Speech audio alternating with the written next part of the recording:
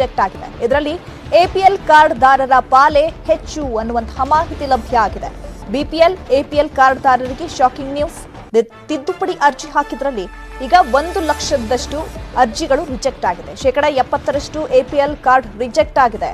ಒಟ್ಟು 3.71 lakh BPL card ತಿದ್ದುಪಡಿಗೆ ಅರ್ಜಿಯನ್ನ ಹಾಕಲಾಗಿತ್ತು.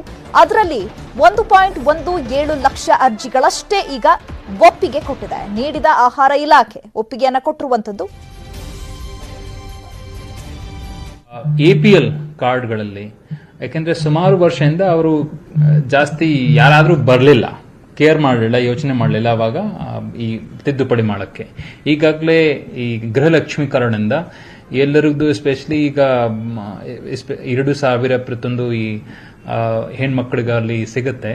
ನಿಯರ್ಲಿ ನಮ್ದು ಎಸ್ಪೆಷಲಿ ಫೀಲ್ಡ್ ಲೆಕ್ಕ ಪ್ರಕಾರ ನಿಯರ್ಲಿ 70 to 80% ಎಪಿಎಲ್ ಕಾರ್ಡ್ದಾರರು ಜಾಸ್ತಿ ಅಪ್ಲಿಕೇಶನ್ ಮಾಡಿಕೊಂಡ್ರು ಈ ಲಾಸ್ಟ್ ಎಸ್ಪೆಷಲಿ 14 days ಅಲ್ಲಿ. ಸೊ ಸುಮಾರು 53,000 ಅರ್ಜಿ ಬಂದಿದೆ ಟೋಟಲ್ ಈ 14-15 days ಅಲ್ಲಿ. ಸೊ ಅದರಲ್ಲಿ ವಿಶೇಷವಾಗಿ ಈ ಫುಡ್ ಇನ್ಸ್ಪೆಕ್ಟರ್ಗೆ ಕೂಡ ಅವಕಾಶ ಕೊಟ್ಟಾಯ್ತು ಆಲ್ರೆಡಿ. ಎಲ್ಲ ಇಮಿಡಿಯೇಟ್ಲಿ ಡೆಲಿವರಿ ಕೂಡ ಮಾಡಬೇಕು ಇಮಿಡಿಯೇಟ್ಲಿ.